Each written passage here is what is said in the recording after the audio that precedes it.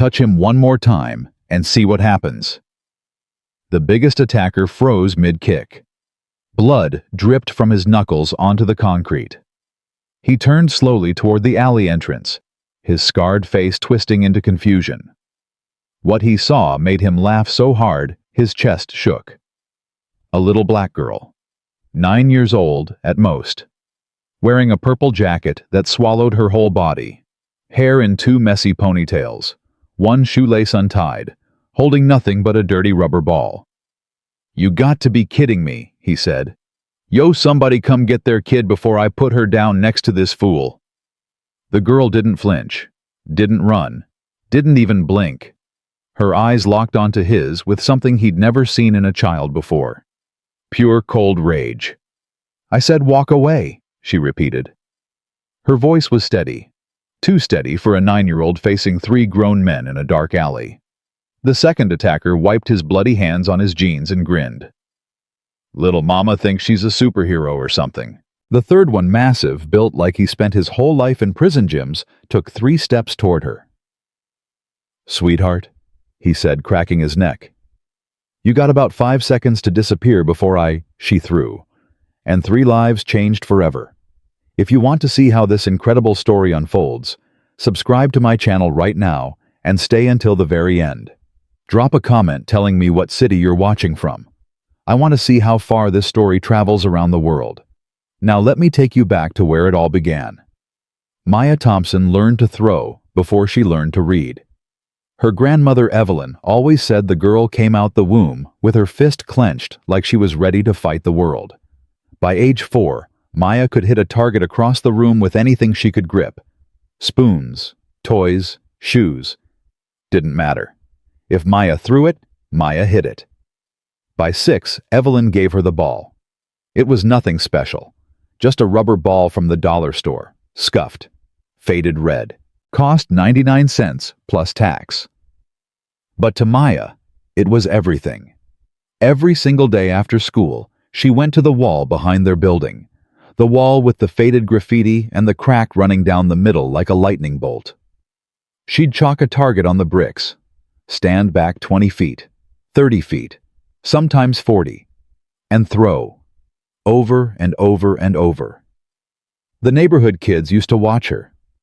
At first they laughed, called her weird, asked why she wasn't playing double dutch or hopscotch like normal girls. Maya never answered. She just kept throwing. By age 8, she could hit a soda can from 50 feet away. By 9, she could knock a bottle off a fence post in the dark, using nothing but moonlight and instinct. Mr. Chen from the corner store once watched her practice for an hour straight. When she finally stopped, he walked over and shook his head. "Girl," he said, "you got a gift. Don't know what you gonna do with it, but you got something special in that arm." Maya just shrugged. "It's just throwing," she said. But it wasn't just throwing, and deep down, she knew it. What she didn't know was that in a few hours, that gift would save a billionaire's life. 6 hours before the alley, Marcus Wellington sat in a conference room that cost more than most people's houses. Floor-to-ceiling windows, Italian marble table, leather chairs that probably came from some endangered animal. The kind of room where rich people decided the fate of poor people without ever having to look them in the eye. Marcus was 52 years old, net worth just over $3 billion. He'd built his fortune in tech, then real estate, then whatever else made money. He had homes in 4 countries, a private jet, security teams, assistants who anticipated his needs before he even knew he had them. He had everything, and he felt absolutely nothing. "Mr. Wellington," his lead attorney said, sliding a stack of papers across the marble table. "This is the final agreement for the Southside Development Project. $8 million in property acquisitions. Once you sign, we can begin relocations next month." Marcus picked up the pen. It was heavy. Platinum. Custom made. His initials engraved on the side. He stared at the papers. "How many families?" he asked. The attorney blinked. "Excuse me, how many families are we displacing?" Silence. The other lawyers exchanged uncomfortable glances. "Sir, Another one said carefully, "Relocation assistance is included in the budget. Standard procedure. They'll receive fair compensation and—" "How many?" The lead attorney cleared his throat. "Approximately 230 households, sir." Marcus set the pen down. 230 families, pushed out of homes they'd lived in for generations, so he could build luxury condos for people who already had too much. "Sir." The attorney leaned forward. Is there a problem? Marcus thought about his childhood. Growing up in Detroit, his mother working 2 jobs just to keep the lights on. The apartment they got evicted from when he was 12 because some developer decided their building wasn't profitable enough. He'd sworn he'd never be that person. And here he was, signing papers to do exactly what had been done to him. Mr. Wellington Marcus picked up the pen again. His mother's voice echoed in his head. "Baby, don't you ever forget where you came from. Don't you ever become one of them." He signed anyway.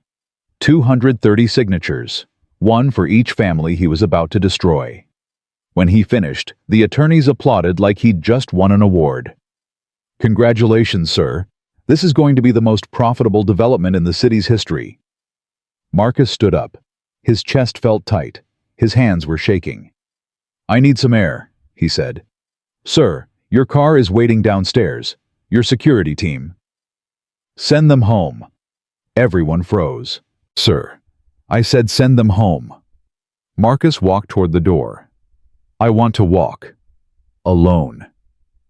His head of security, a former Marine named Patterson, stepped forward. "Mr. Wellington, I strongly advise against that. The South Side at night is extremely dangerous for someone of your profile." "My profile." Marcus turned around. "You mean rich."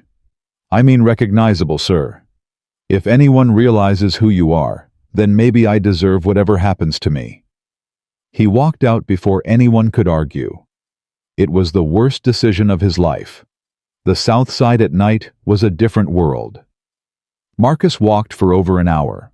No driver, no bodyguards, no assistants hovering 3 feet behind him. Just his expensive shoes clicking against cracked sidewalks and his conscience screaming louder with every step. He passed the buildings he was about to demolish, saw the families inside through lit windows. A mother cooking dinner, kids doing homework at a kitchen table, an old man sitting on his porch smoking a cigarette watching the street like he'd been doing it for 50 years. These were real people, real lives, real histories, and he was about to erase all of it.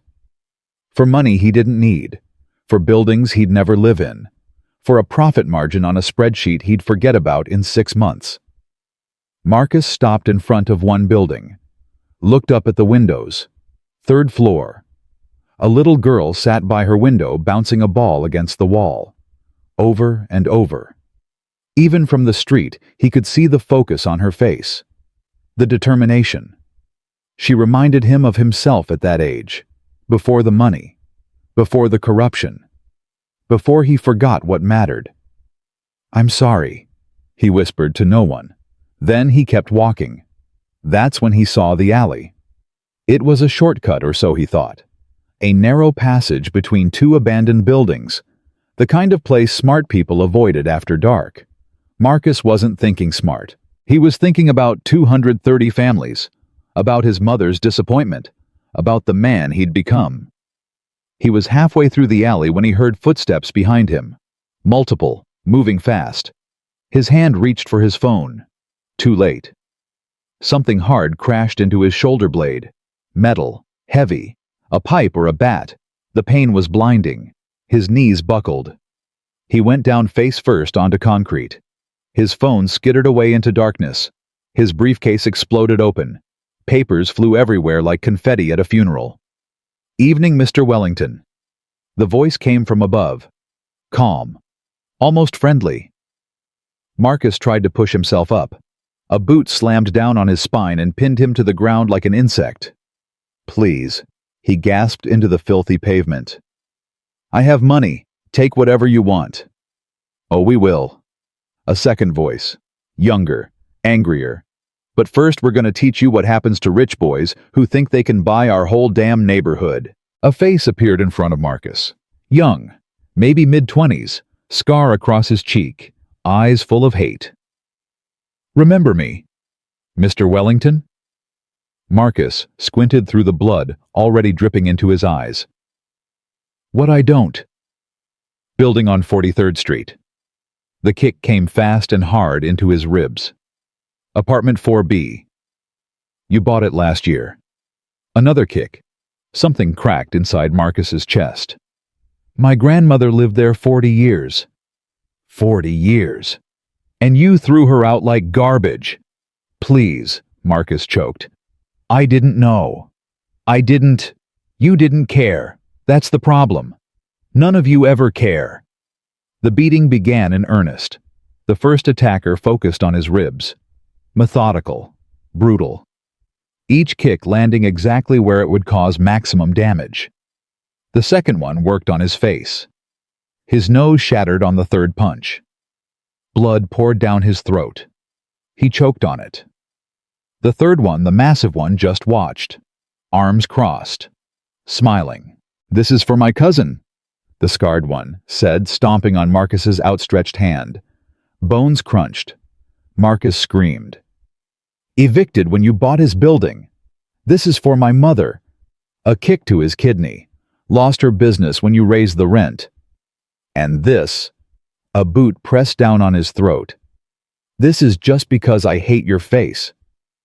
Marcus couldn't breathe, couldn't scream, couldn't do anything but lie there and die. His vision went dark around the edges. Stars exploded in front of his eyes. "This is it," he thought.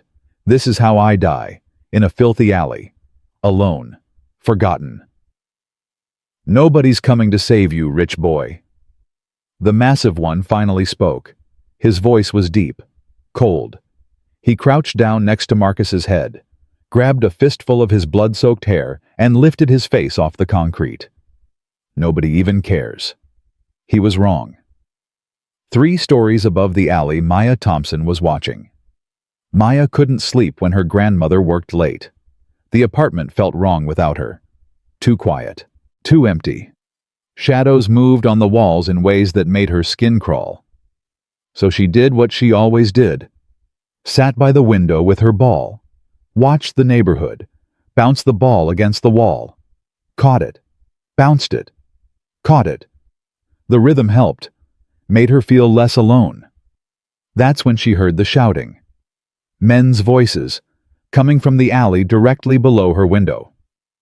Maya pressed her face against the cold glass and looked down. At first, she couldn't see anything. The alley was too dark. But then the moon came out from behind a cloud, and she saw everything. 3 men, circling someone on the ground, beating him like he was nothing. "You think you can just buy people?" one of them screamed. "You think money makes you God, thud?" A kick so hard Maya heard it from 3 floors up. The man on the ground stopped moving. Just lay there, twitching, groaning. "Finish him." Maya's blood went cold. She knew what those words meant. She'd grown up on these streets. She knew what happened in dark alleys to people nobody cared about. But this was different. This was murder. Her grandmother's voice rang in her head. "Baby girl, when you see trouble, you look the other way. Keep your head down. Stay safe. The streets don't care about heroes." Maya had always listened, always obeyed, always minded her own business. The man on the ground tried to crawl. His fingers stretched toward the street, reaching for help that wasn't coming. One of the attackers laughed. "Where you think you're going?" He stomped on the man's hand. Bones crunched. The scream that followed was barely human. Maya's whole body started shaking. "Look away," the voice in her head said. "Close the curtain. Go back to bed. This isn't your fight." But she couldn't look away. She watched the massive one crouch down. Grab the man's hair. Lift his bloody face. "Nobody's coming to save you, rich boy.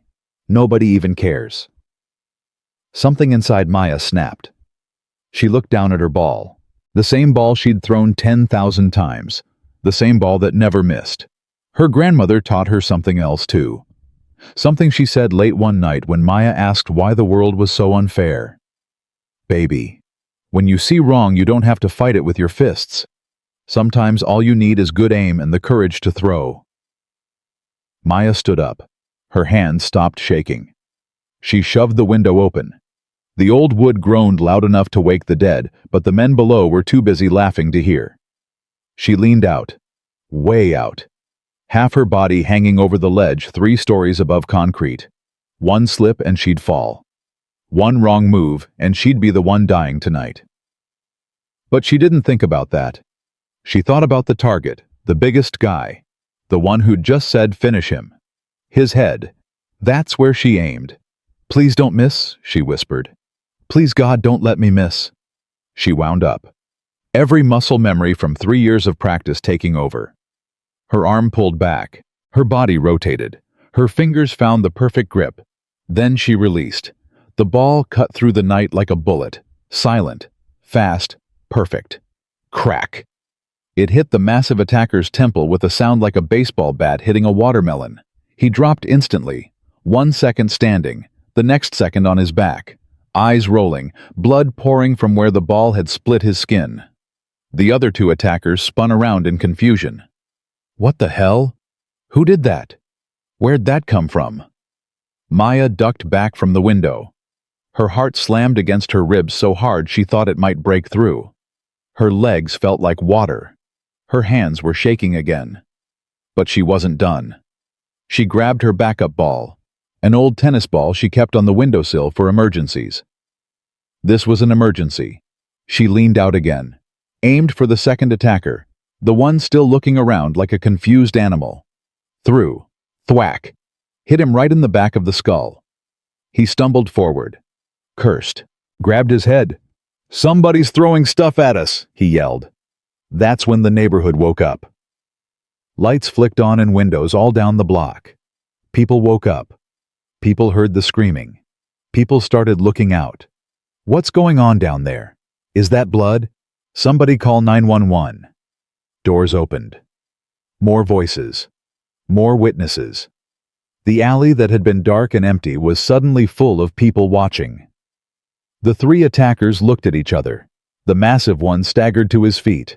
Blood poured down his face. His eyes were unfocused. We gotta go. Now! They ran, disappeared into the shadows like roaches when the light comes on. Maya stood at her window breathing hard, watching them flee. Then she looked down at the man on the ground. He wasn't moving. No. She grabbed her ball and ran. Down the stairs. 3 flights, her untied shoelace slapping against each step, her heart in her throat. Please don't be dead. Please don't be dead. Please don't be dead. She burst into the alley just as the crowd started gathering, and the man on the ground opened his eyes.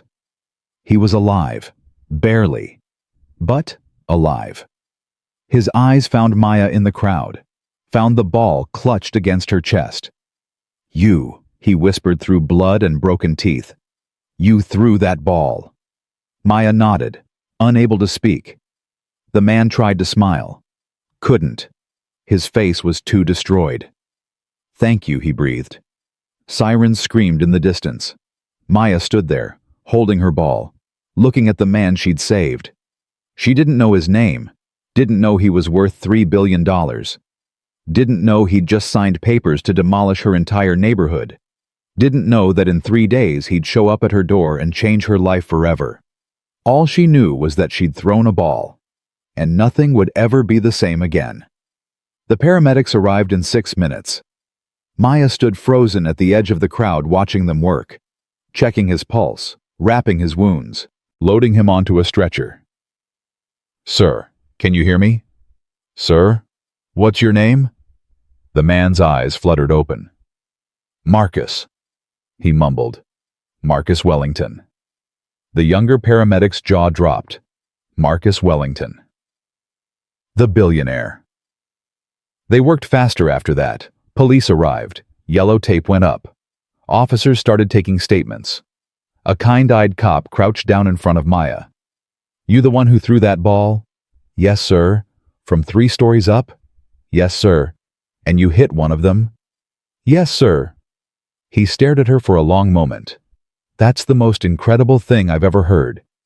He took her ball as evidence, promised to return it. Maya watched the ambulance speed away with its sirens screaming. She didn't know it yet, but she'd just thrown herself into a war that would test everything she believed in, and the man she'd saved. He was about to become both her greatest ally and her most complicated enemy, because sometimes the people who hurt us and the people who help us are the exact same person. By sunrise, Maya's face was on every screen in America. 9-year-old girl saves billionaire with ball-throwing skill. The video from someone's window went viral. 15 million views in 12 hours. Her name trending on every platform. News vans surrounded her building. Reporters shouted questions. Cameras flashed. Her grandmother wouldn't let her leave the apartment. Baby Evelyn said, pacing the tiny living room, "You have no idea what you've done? I saved someone's life. You put a target on your back." Evelyn's voice cracked. "Those men are still out there, and now they know exactly who you are."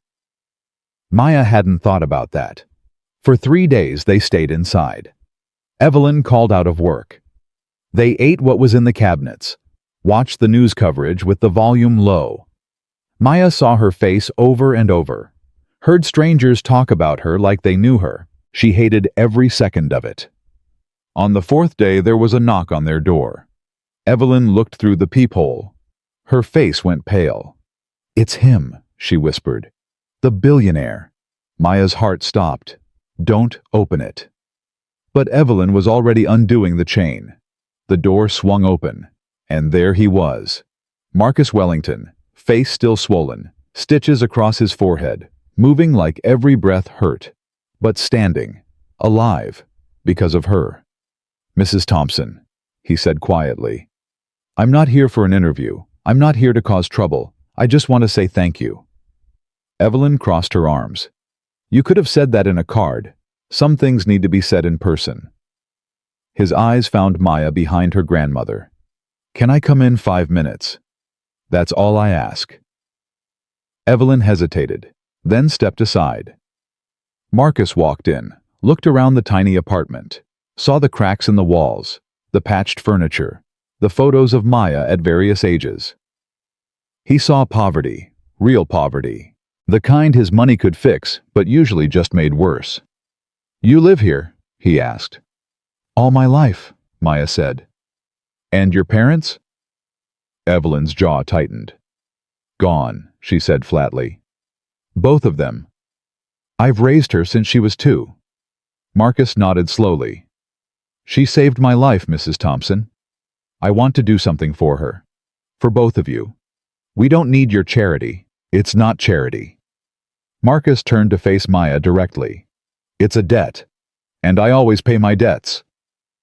Maya stared at him. This broken billionaire in his expensive clothes that still had bloodstains on them. "You want to pay me back?" "Yes. Then get me my ball back." Marcus blinked. "Your ball?" "The police took it. For evidence." She held his gaze. "It's the only thing I have from my grandmother that I actually care about. I want it back." Something flickered across Marcus's face. Surprise, maybe, or respect. "I'll make some calls. And one more thing." What Maya took a step closer to him. "I heard them talking while they were beating you. One of them said you threw his grandmother out of her apartment. Said you bought his building and kicked everyone out." Marcus's face went pale. "I also saw you walk past my building tonight. Saw you stop and look up at the windows. At me." Maya's eyes narrowed. "So here's my question, Mr. Wellington. Are you one of the good guys? Or are you the reason those men wanted to kill you?" The room went dead silent. Evelyn looked at her granddaughter with wide eyes. Marcus looked at the floor, and Maya stood there waiting for an answer she already suspected she wouldn't like. Because sometimes heroes save villains, and sometimes villains are the only ones who can become heroes. The question was which one was Marcus Wellington, and whether saving his life had been a blessing or a curse.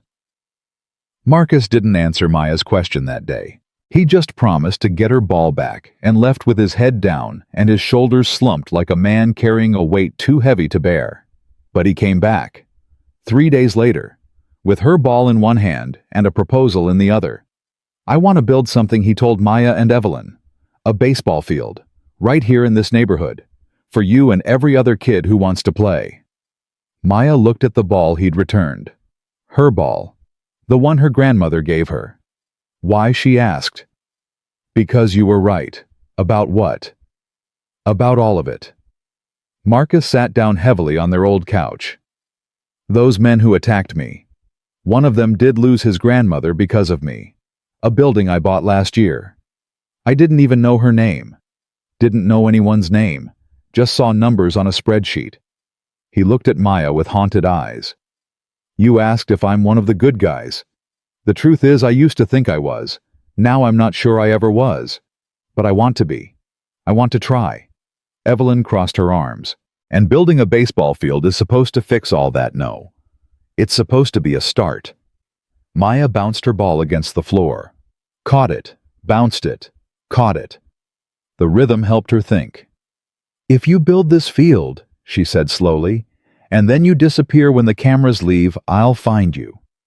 And I'll throw something a lot harder than a rubber ball at your head."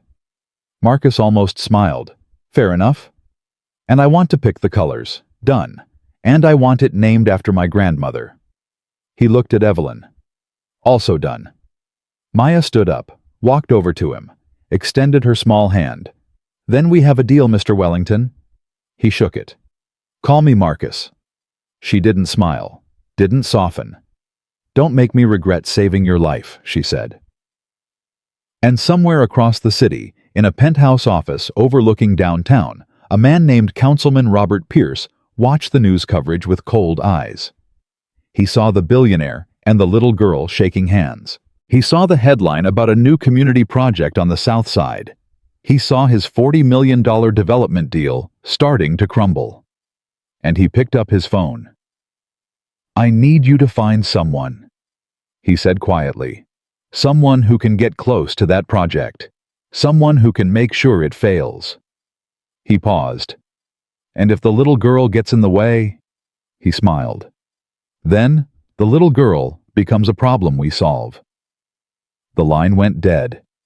And Maya Thompson had no idea that saving one life had just put her own life in danger. The war was just beginning.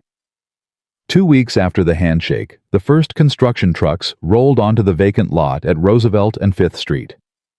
Maya stood on the corner with her grandmother, watching bulldozers tear up the ground where she used to find broken needles and shattered beer bottles. The same lot everyone avoided after dark. The same lot where a little boy got shot 3 years ago over $20. Now it was becoming something else. "Is this real?" Maya asked. Evelyn squeezed her hand. "Looks real to me, baby." Marcus arrived in his black Mercedes at exactly 7 in the morning. He got out wearing jeans and work boots instead of his usual expensive suit. The bruises on his face had faded to yellow. The stitches were gone, but the scars remained. He walked over to Maya with a rolled-up blueprint in his hands. "Okay, Captain," he said. "Time to make some decisions. Captain, this is your field. That makes you the captain." He unrolled the blueprint on the hood of his car. "First question. What color should the dugouts be?" Maya didn't hesitate. "Blue, dark blue, like the sky at night." Marcus pulled out a pen and wrote it down. "What else?" "White bases. Green fence, real green like grass, done. Anything else? Lights. Really bright ones, so kids can practice even when it gets dark early." Marcus stopped writing. He looked at her with something in his eyes that Maya couldn't quite name. "That's a really good idea," he said quietly. "A really good idea." By noon, word had spread through the neighborhood. Kids started showing up. First, just a few curious faces peeking through the chain-link fence. Then more, then dozens. Maya recognized some of them from school. Jalen from her math class. Twin sisters named Destiny and Diamond, who lived 2 buildings down. A quiet kid everyone called Mouse because he barely ever spoke. Is this for real? Jalen called out through the fence. Like we can actually play here? Maya nodded. It's for everyone. Even me, Mouse asked. He was tall for 11, skinny, with a scar above his eyebrow. I ain't never played baseball before. Even you, Maya said. By 3 o'clock, parents started showing up too. Standing back with crossed arms, whispering to each other, skeptical but curious. Marcus walked over to the fence and raised his voice so everyone could hear. My name is Marcus Wellington. Some of you probably saw me on the news getting my butt kicked in an alley. A few kids giggled. The adults didn't laugh. This field is going to be for you, Marcus continued. Free. No fees. No tryouts. No cutting kids who aren't good enough. If you want to play, you play. That's the rule. Why? One mother called out. What's the catch? No catch. A little girl from this neighborhood saved my life. This is me trying to give something back. Rich people always say that another parent muttered. Then they build something nice and kick us out when property values go up. Marcus looked right at the woman who spoke. I can't make you believe me with words. I can only show you with actions. So I'm asking you to give me a chance. Watch what I do. Hold me accountable, and if I mess up, call me out. The crowd stayed quiet, uncertain. Evelyn stepped forward. Her voice cut through the tension like a blade. I didn't trust him either, she said loudly. Still not sure I do completely, but he showed up. That's more than most people do, so I say we let him prove himself. A few heads nodded slowly. And if he messes up? Evelyn added with a pointed look at Marcus. We know where he lives now. That got some real laughs. Marcus smiled. Fair enough. The next 3 weeks moved fast. The ground got leveled. A real pitcher's mound rose from the dirt. White bases got installed exactly where Maya said they should go. The dugouts went up and got painted dark blue, just like she requested. And Marcus showed up every single day. Sometimes in the morning before his business meetings, sometimes in the evening after them. Once he came at 10 at night just to check on the electrical work for the lights. The kids started calling him Coach Marcus, even though he kept saying he wasn't a coach. I don't know anything about baseball, he admitted to Maya one afternoon. I never even played catch with my father. Then why are you building a baseball field? Because you know baseball. And because this neighborhood deserves something good. Maya bounced her ball against the new dugout wall. Caught it. You still feel guilty, she said.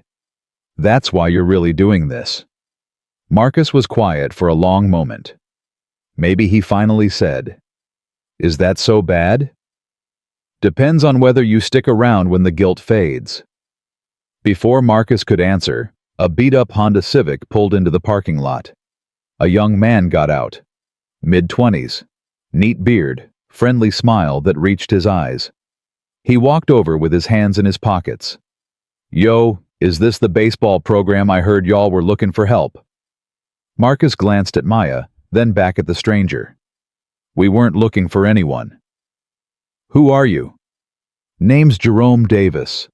I used to play in high school, varsity 4 years, made all conference my junior year. Had a scholarship offer to community college, but life happened. Had to work instead. He shrugged like it was no big deal, but Maya saw something flicker in his eyes. Pain, maybe. Or regret. I just moved to the neighborhood, Jerome continued. Heard about what you're doing here. Thought maybe I could help out. I'm good with kids. Patient. And I know the game. Marcus studied him for a moment. You coach before? Nah, but I'm a fast learner. Something about him felt right to Marcus. Easy, genuine. Tell you what Marcus said. Come back Saturday. Help with practice. We'll see how it goes. Jerome's face lit up. For real? Yeah, man, absolutely. I'll be here. Thank you. He shook Marcus's hand enthusiastically. Then Maya's. You must be the famous Maya, he said. The one who saved this guy's life with a rubber ball. Maya didn't smile. That's me. I heard you got an arm like a cannon. Maybe you can teach me something. Maybe, Maya said. But something felt off. She couldn't explain it, Just a feeling in her gut. The same feeling she'd had that night in the alley before she threw the ball. She pushed it down. Told herself she was being paranoid. That was her first mistake. Jerome showed up on Saturday 2 hours early. He brought his own glove, worn leather, well-loved. He also brought a bag of sunflower seeds to share with the kids, and a bucket of baseballs he said he found at a thrift store. The kids swarmed him immediately. Coach Jerome. Can you teach us how to throw a knuckleball? Coach Jerome. Watch me hit Coach Jerome. How fast can you pitch? He handled all of it with patience and humor. Answered every question. Helped every kid who asked. Never got frustrated. Never raised his voice. By the end of that first practice, even the skeptical parents were impressed. That young man is good with children, Miss Rita said to Evelyn. Reminds me of my nephew before he went away. Evelyn nodded slowly. Seems like a nice young man. But she kept watching him. Something about the way he asked questions. About the schedule. About security. About who had keys to what. Just curious, probably. Or maybe something else. The next 3 weeks, Jerome became indispensable. He showed up to every practice, stayed late to help clean up, brought extra equipment out of his own pocket, learned every single kid's name by the end of the first week.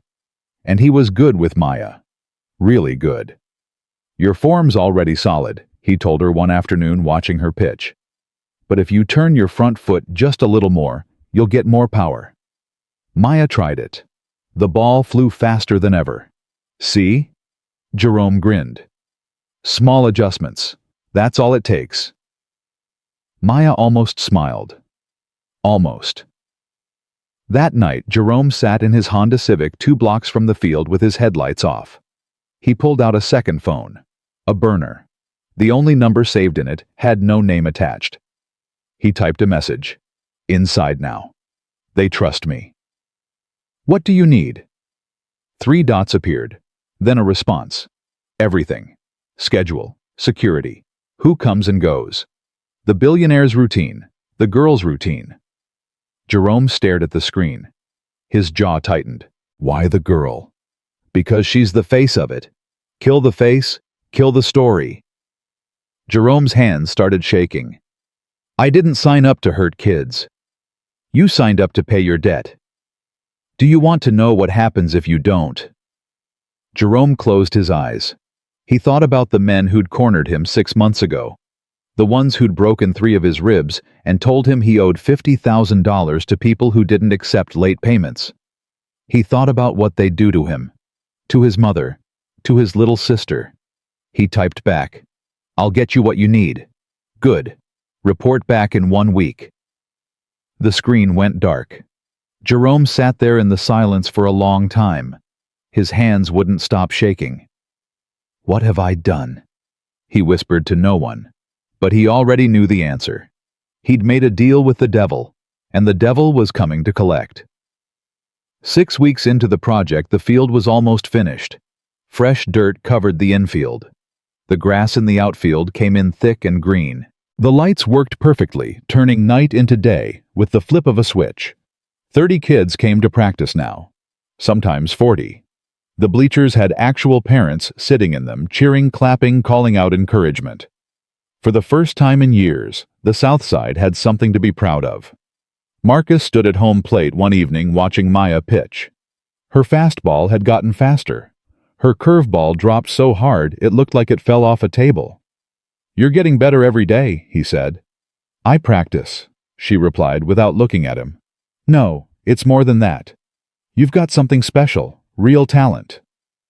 Maya caught the ball her catcher threw back. Talent doesn't mean anything if nobody gives you a chance to use it. Marcus was quiet for a moment. Is that what you think? That talent doesn't matter? I think lots of talented kids never get anywhere because nobody believes in them. She finally looked at him. You're not the first rich person to come down here with promises. You're just the first one to actually show up more than once. That hit Marcus harder than any punch he'd taken in that alley. I'm not going anywhere, Maya. We'll see. She wound up and threw another pitch. Perfect strike. Jerome watched them from the dugout. His phone buzzed in his pocket. He didn't need to look at it to know who it was. The field's almost done. Practice schedule is consistent. Security is one guard who walks the perimeter every hour. Equipment shed isn't locked after 6 p.m. He'd sent that report 2 days ago. The response had been simple. Phase 1 begins this weekend. Jerome didn't know what Phase 1 meant. Didn't want to know. But he knew it wasn't good. He walked over to Maya after Marcus left to take a phone call. "Hey, you doing okay?" Maya shrugged. "Fine. You seem quiet tonight. I'm always quiet." Jerome laughed. "True. Hey, I just wanted to say I'm proud of you. What you've built here, what you've done for these kids.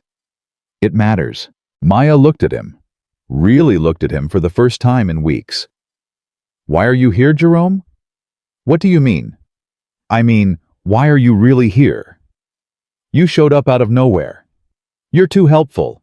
You ask too many questions." Jerome's heart stopped. "I'm just trying to help," he said carefully. "People don't just help for no reason. Everybody wants something. Damn, you're cynical for a 9-year-old. I'm not cynical. I'm realistic. There's a difference." She held his gaze for a long moment. "If you're hiding something," she said quietly, "I'll find out. I always do." She walked away before he could respond. Jerome stood there feeling like he'd just been seen straight through to his soul. By a child he was about to betray. That night, Jerome couldn't sleep. He lay in his cramped apartment staring at the ceiling, thinking about Maya's eyes, the way she looked at him, like she already knew. Maybe she did. His phone buzzed. The burner. Phase 1 confirmed for Saturday night. Field will be empty after 9 p.m. Make sure the security guard is gone. Jerome typed back. "How?" "Tell him there's a family emergency. Give him this number. We'll handle the rest." Jerome stared at the phone number on his screen. This was really happening. He could stop it. Could warn Marcus. Could tell Maya everything. But then the men he owed would come for him, for his family. His finger hovered over the keyboard. He thought about his mother's face, his sister's laugh. He thought about Maya's eyes, and he made his choice. Confirmed, he typed. He hit send. Then he went to the bathroom and threw up until there was nothing left inside him. Saturday came too fast. Practice ended at 7. The last kids headed home by 8. Jerome volunteered to stay late and help lock up. Marcus shook his hand before leaving. "Thanks for everything, Jerome. You're really making a difference here." Jerome couldn't meet his eyes. "Just doing my part." Maya left with her grandmother around 8:30. She looked back at Jerome once from the parking lot. He could swear she knew, but she didn't say anything.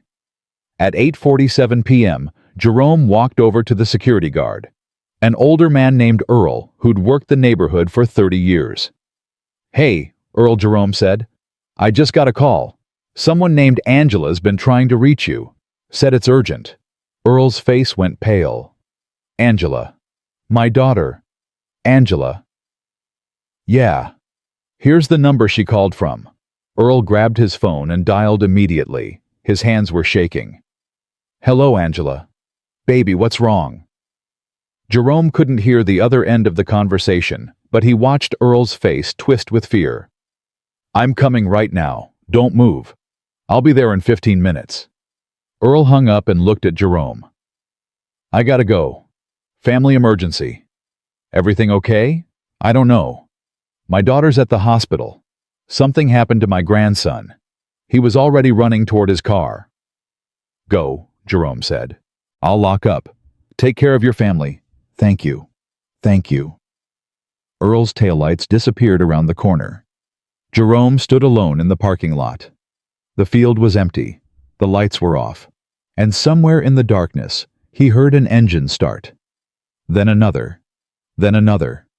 Jerome's phone buzzed one last time. "Leave now. Don't look back.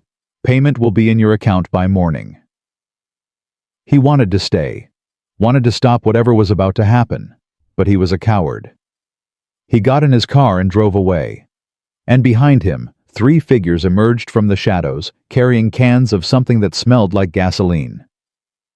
Maya woke up at 6 a.m. on Sunday morning to her grandmother screaming, "Baby, baby, wake up. Look at the TV." Maya stumbled out of bed. Her grandmother stood frozen in front of their old television, hand over her mouth, tears streaming down her face. On the screen was the field. Their field. Destroyed. Spray paint covered everything. The beautiful dark blue dugouts now covered in ugly words, curse words, threats, slurs that made Maya's stomach turn. Someone had poured something dark all over the infield, oil or paint or something worse. The bases were ripped out and scattered across the outfield. The lights were smashed. The fence had been cut in a dozen places. 3 months of work. Gone in one night. Maya couldn't breathe. "Who?" she whispered. "Who did this?" Her grandmother pulled her close. "I don't know, baby. I don't know." Maya's phone started ringing. Marcus's number, she answered. "Maya." His voice was broken. "Maya, I'm so sorry. I just got here and the field is completely destroyed. The police are on their way, but I wanted to tell you myself." Maya couldn't speak. "We're going to fix this." His voice shook. "I promise we're going to fix this. We'll rebuild. We'll start over. We'll make it even better." But Maya was already putting on her shoes. "I'm coming," she said. "Maya, maybe you should stay home. This is hard to see." "I'm coming." She hung up. Evelyn grabbed her arm. "Baby girl, don't. I have to see it, Grandma. It'll break your heart. My heart's already broken." Maya ran out the door before her grandmother could stop her. She ran 3 blocks without stopping. Her lungs burned. Her eyes blurred with tears she refused to let fall. She turned the corner onto Roosevelt Street, and she stopped. The field looked like a war zone. Worse than the news showed. Every surface covered in hate. Every piece of equipment destroyed. The smell of chemicals burning her nose. Marcus stood in the middle of the ruined infield. His head was in his hands. His shoulders were shaking. Kids from the neighborhood gathered at the fence, some crying, some just staring in silence. Maya walked through the cut fence.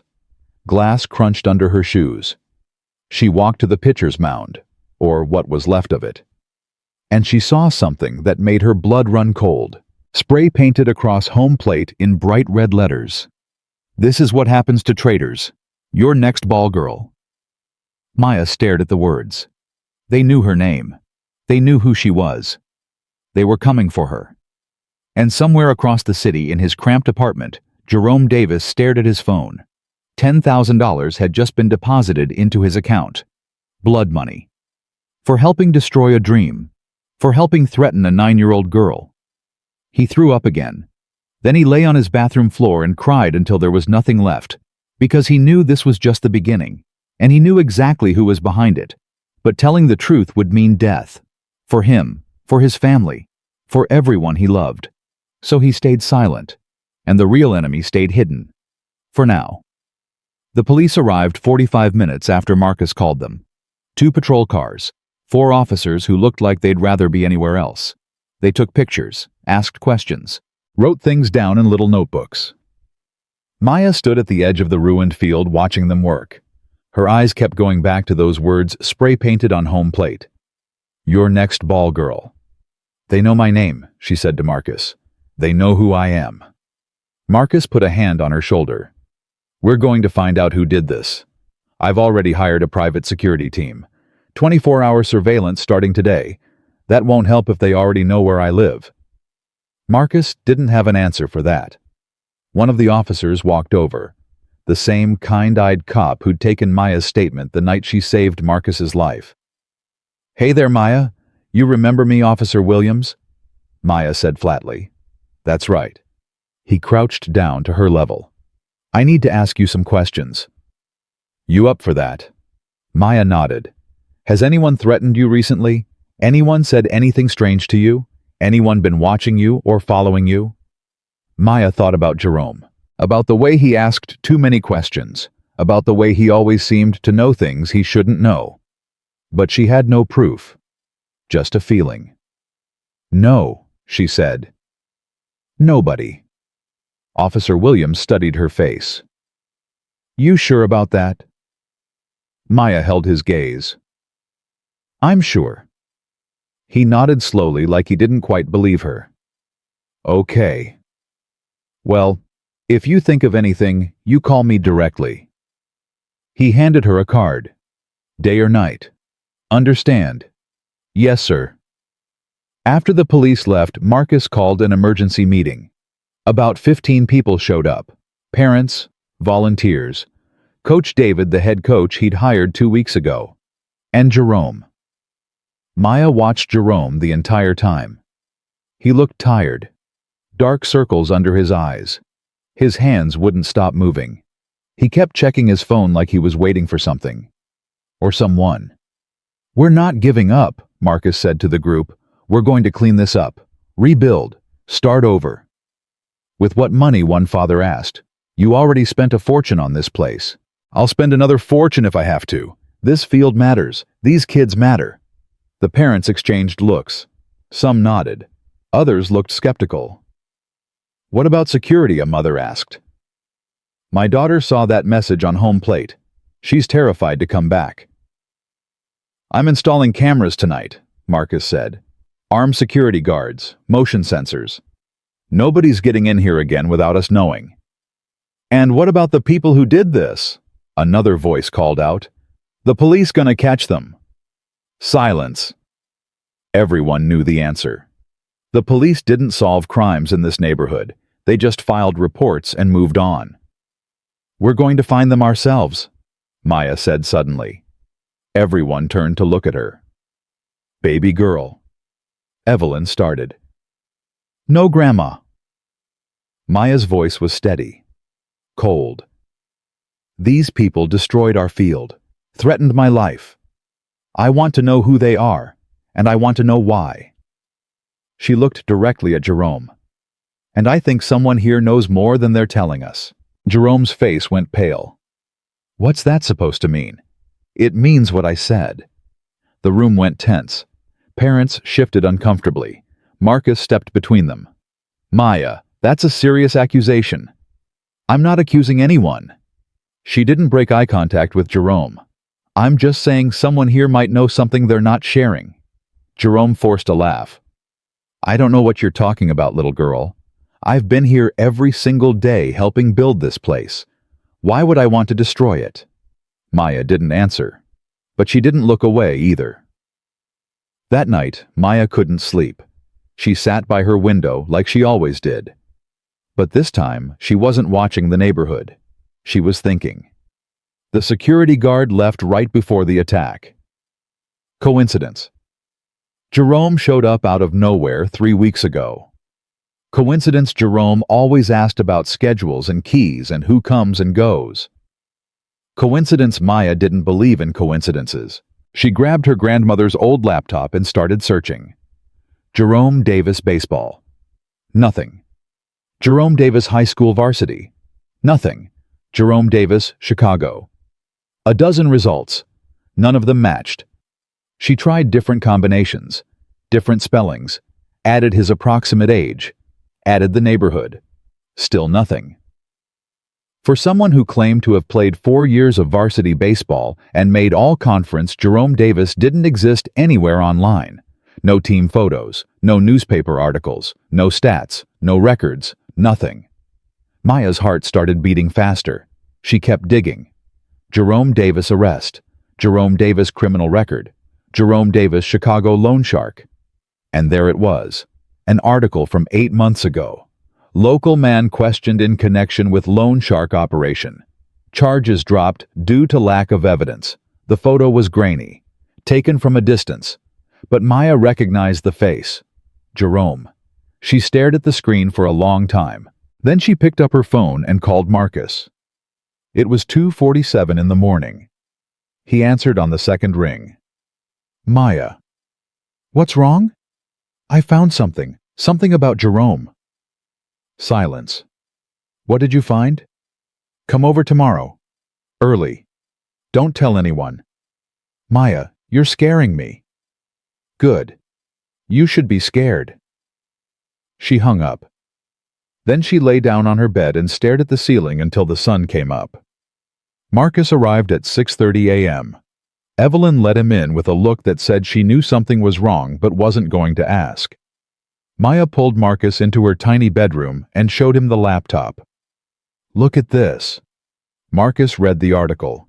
His face got darker with every word. "This could be a different person," he said slowly. "Jerome Davis is a common name. Look at the photo." Marcus squinted at the grainy image. "It does look like him," he admitted. "But this isn't proof of anything. The charges were dropped." Maya shook her head. "That's not the point. The point is, he lied. He said he played varsity baseball for 4 years, made all-conference, almost got a college scholarship. So I searched everywhere. There's no record of Jerome Davis playing baseball anywhere. No team photos, no newspaper articles, no stats, nothing." Marcus sat down heavily on Maya's bed. "You're saying he made up his entire backstory. I'm saying someone who lies about who they are usually has a reason to lie." Marcus was quiet for a long moment. "What do you want to do?" "I want to catch him." Maya's eyes were hard. "I want to make him tell us who he's working for and why they're trying to destroy the field. How we set a trap." Marcus looked at this 9-year-old girl who'd saved his life with a rubber ball. Who'd stood up to grown men in a dark alley. Who'd refused to back down when everyone else would have run. "What kind of trap?" Maya smiled. But it wasn't a warm smile. It was the smile of someone who'd already figured out exactly how to win. The plan was simple. Marcus called a team meeting for Thursday afternoon. He announced that they were going to rebuild faster than expected. New equipment was arriving Saturday morning. The field would reopen the following weekend. But here's the thing Marcus said loudly enough for everyone to hear. "I'm keeping the delivery schedule private. Only 3 people will know when the trucks arrive. Me, Coach David, and Jerome." He looked at Jerome. "You've been so helpful these past few weeks. I want you to be there when the equipment arrives. Make sure everything gets unloaded properly." Jerome's face flickered. Just for a second. But Maya caught it. "Sure," he said. "Whatever you need."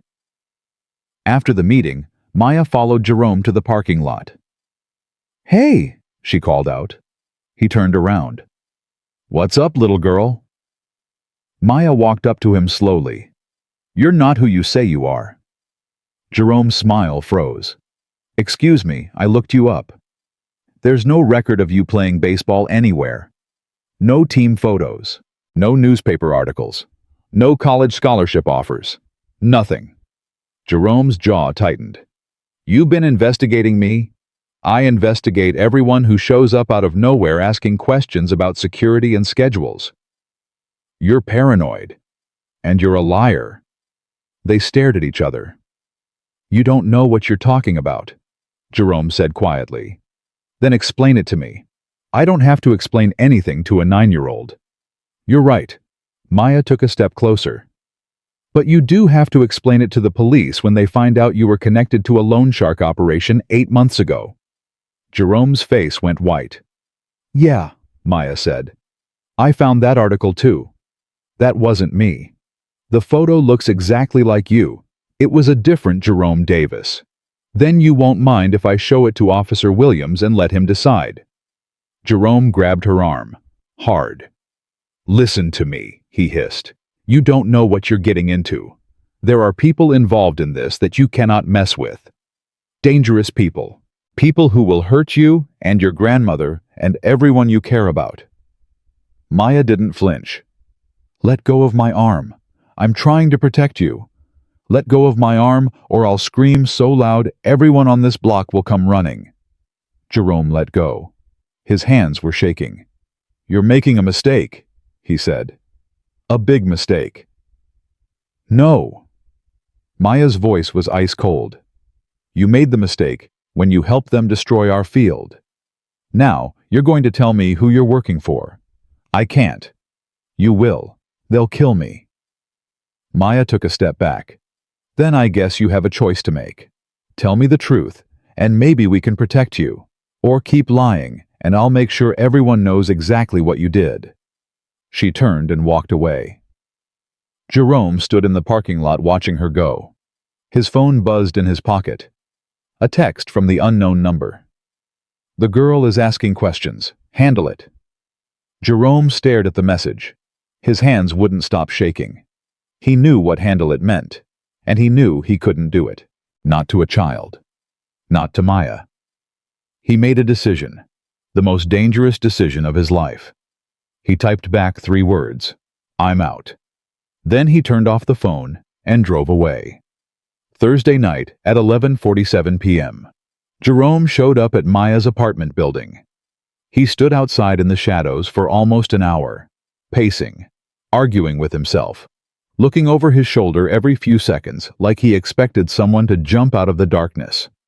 Finally, he walked up the stairs and knocked on the door of apartment 3C. Evelyn answered with a baseball bat in her hand. "What do you want?" she demanded. "I need to talk to Maya. It's almost midnight." "I know, but it's important." Evelyn didn't lower the bat. "Give me one reason not to call the police right now, because I know who destroyed the field." Jerome's voice cracked. "And I know who's coming for Maya next." Evelyn stared at him. Then she stepped aside. "You got 5 minutes." Jerome walked in. Maya was already standing in the living room, still fully dressed like she'd been expecting him. "You came," she said. "I didn't have a choice. Everyone has a choice." "Not everyone." Jerome sat down heavily on the couch. "Not when you owe $50,000 to people who break bones for fun." Maya sat across from him. "Tell me everything." So he did. He told her about the gambling debts, about the loan sharks who cornered him 6 months ago and beat him until he couldn't walk, about how they gave him a choice: work off the debt or die.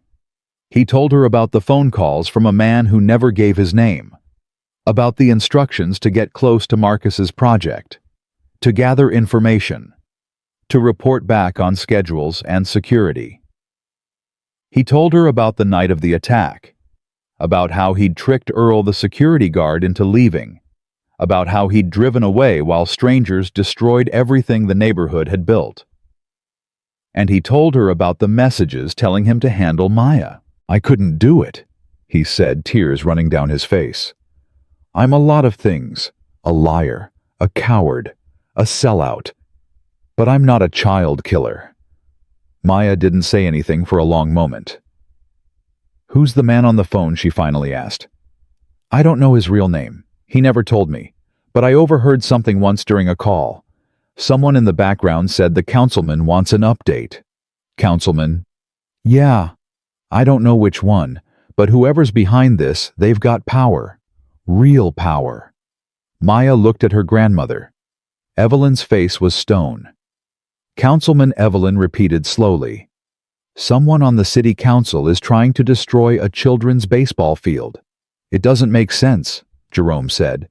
"I know, but that's what I heard." Maya stood up.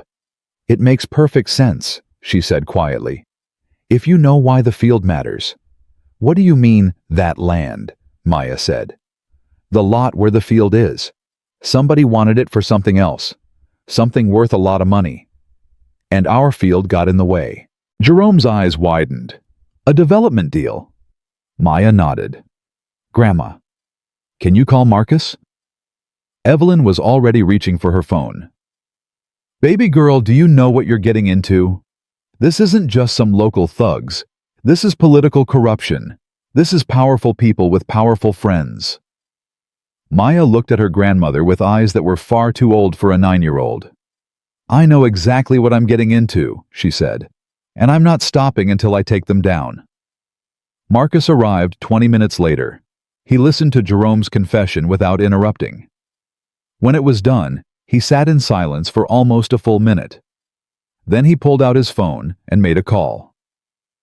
"I need everything you can find on city council members connected to Southside development deals."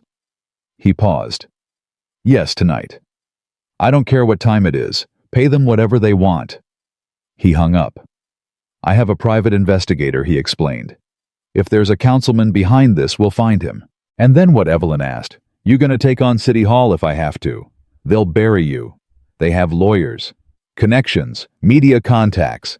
They can make this whole thing disappear. Not if we go public first. Everyone looked at Marcus. We have Jerome's testimony. Marcus continued. We have the threatening message left at the field. We have the timing of the security guard being called away. And once my investigator finds the money trail, we'll have proof of who's paying for all this. He looked at Jerome. You willing to testify on camera? To the press. Jerome's face went pale. They'll kill me.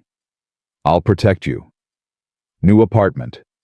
Security detail. Whatever it takes. You don't understand. These people don't just threaten. They follow through. Then we need to move fast, before they realize you've flipped. Jerome looked at Maya, at this little girl who'd figured out what grown men couldn't see. Why are you doing this? He asked her. You could have just kept your head down, stayed safe. Let someone else fight this battle. Maya's answer was simple. Because nobody else will. Friday morning at 8:15 a.m. Marcus's investigator sent the first report. The vacant lot at Roosevelt and 5th had been targeted for development 3 years ago, a $40 million deal to build luxury condos and high-end retail. The developer had been buying up properties all over the South Side, but the city refused to sell the lot. Community interest, they called it. Then Marcus came along and turned it into a baseball field, and the development deal died. Who was behind the original deal? Marcus asked over the phone, working on it. But here's what's interesting. The developer used a shell company to hide ownership. That shell company received payments from a political action committee. Which PAC? Friends of Progress Chicago. Marcus went still. Who runs that PAC? The investigator paused. Councilman Robert Pierce. Marcus hung up the phone. He knew Pierce. Had met him at charity events. Shook his hand at fundraisers. Pierce was smooth, polished. The kind of politician who smiled while stabbing you in the back. And now, Marcus knew he was also the kind of politician who hired thugs to terrorize children. He called Maya immediately. I found him. Who? Robert Pierce, city councilman. He's been trying to buy that land for years. Our field killed his $40 million development deal. Maya was quiet for a moment. What do? We expose him. Everything. The money trail, the shell company, Jerome's testimony, the threats. When Monday, I'm calling every news station in the city. We're going to destroy him. He'll fight back. Let him try. Maya hung up the phone. She sat on her bed staring at the wall. Robert Pierce, a city councilman, a man with power and money and connections. And she was about to take him down. A 9-year-old girl from the South Side, against one of the most powerful men in Chicago. Her grandmother knocked on the door. Baby, you okay? Maya looked up. I'm scared, Grandma. Evelyn sat down next to her. Good. That means you understand what's coming. What if we lose? Then we lose fighting. Which is better than losing hiding. Maya leaned against her grandmother's shoulder. I wish Mama was here. Evelyn wrapped her arm around her. Your Mama would be so proud of you. So proud. They sat together in silence. Then Maya stood up. I need to practice. Practice throwing. When this all goes down, I want to be ready. Ready for what? Maya grabbed her ball. For whatever comes next. Saturday at 3:22 p.m. Everything changed. Maya was at the field helping with the cleanup when a black SUV pulled up outside the fence. 3 men got out. One of them was Robert Pierce. Maya recognized him from the news. Silver hair, expensive suit, smile that didn't reach his eyes. He walked through the cut fence like he owned the place. Mr. Wellington, he called out. I've been trying to reach you.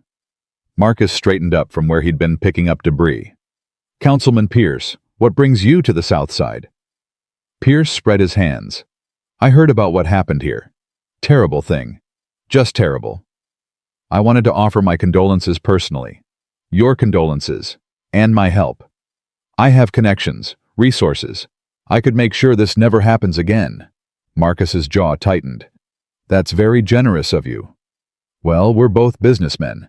We understand how things work. Pierce lowered his voice. Sometimes projects like this attract the wrong kind of attention. Bad actors. People who don't want to see communities improve. Is that what you think happened here? I think you've made some enemies, Mr. Wellington. Enemies who might not stop at vandalism. Sounds like a threat. Pierce laughed. Not at all, just an observation. He looked around the destroyed field. You know this land has been a problem for years. Maybe it's time to consider other options. What kind of options? Selling. To the right buyer, of course. Someone who can develop it properly. Create jobs, housing, real value for the community. Marcus stared at him. You mean you? I mean investors I represent. Pierce's smile got wider. We're prepared to make a very generous offer. And if I refuse, Pierce's smile didn't flicker. Then I suppose we'll have to respect your decision. But I'd hate to see any more unfortunate incidents occur. He turned to leave, then stopped. His eyes found Maya standing by the dugout. You must be the famous ball girl, he said. I've heard so much about you. Maya didn't respond. Quite a story. A little girl saving a billionaire's life.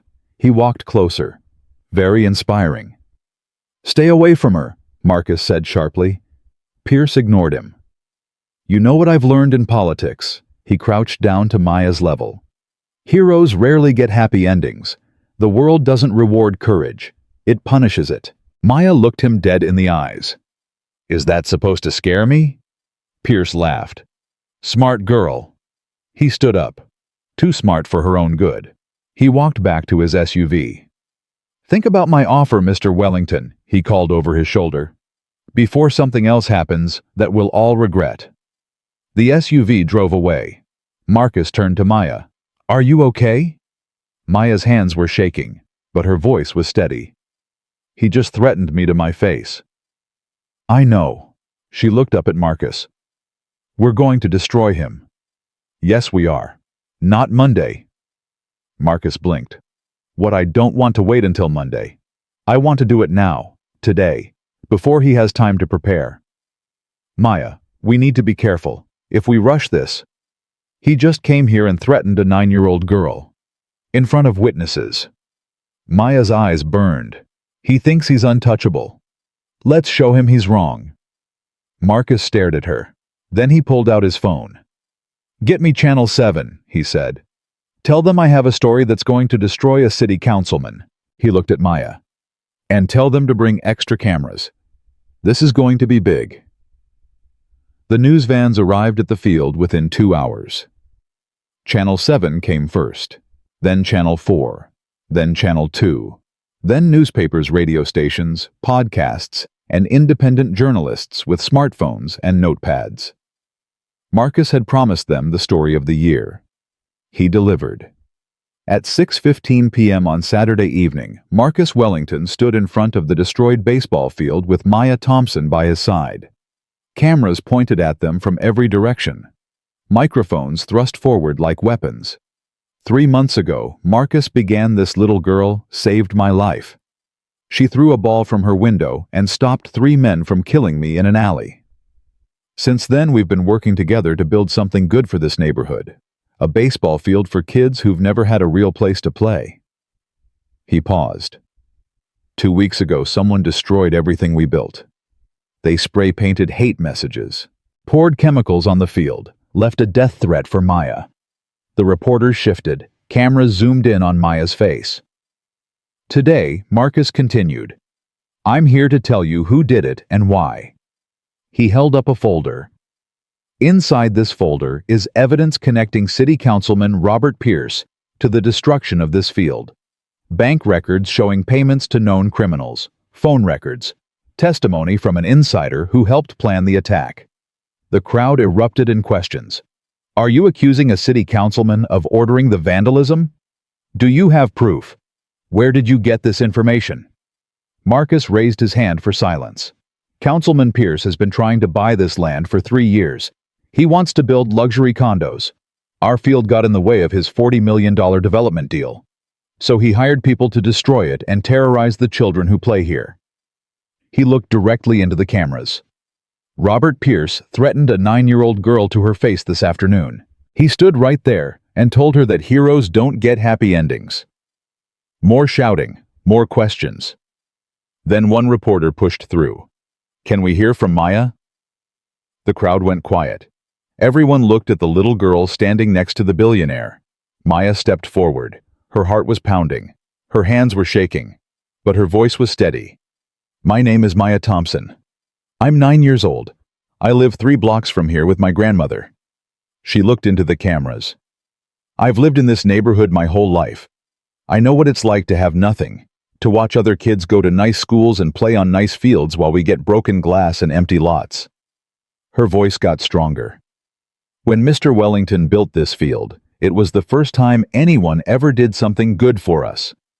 Kids who'd never held a baseball bat learned to play. Parents who'd never had time to watch their children started coming to practice. We were becoming a community." She pointed at the destroyed field behind her. "And someone decided we didn't deserve it." The reporters were silent. "I'm not scared of Robert Pierce," Maya said. "I'm not scared of anyone who thinks they can hurt children and get away with it. Because I've learned something these past few months." She held up her ball. "You don't need money or power to fight back. You just need courage and good aim." The crowd erupted again. But this time it wasn't questions. It was applause. By 9 p.m., the story was everywhere. National news picked it up within an hour. CNN, MSNBC, Fox News. Every major network ran the same footage: a 9-year-old girl standing in front of a destroyed baseball field calling out one of the most powerful politicians in Chicago. Social media exploded. Hashtag Justice for Maya trended nationally within 2 hours. Hashtag Pierce Must Go followed shortly after. Videos of Maya's speech were shared millions of times. Comments poured in from around the world. Celebrities posted support. Athletes offered to help rebuild the field. Politicians from other cities called for an investigation. And in his penthouse office, overlooking downtown Chicago, Robert Pierce watched it all unfold with growing rage. His phone wouldn't stop ringing. Reporters asking for comment. Fellow council members demanding explanations. His own staff asking what they should do. He ignored all of them.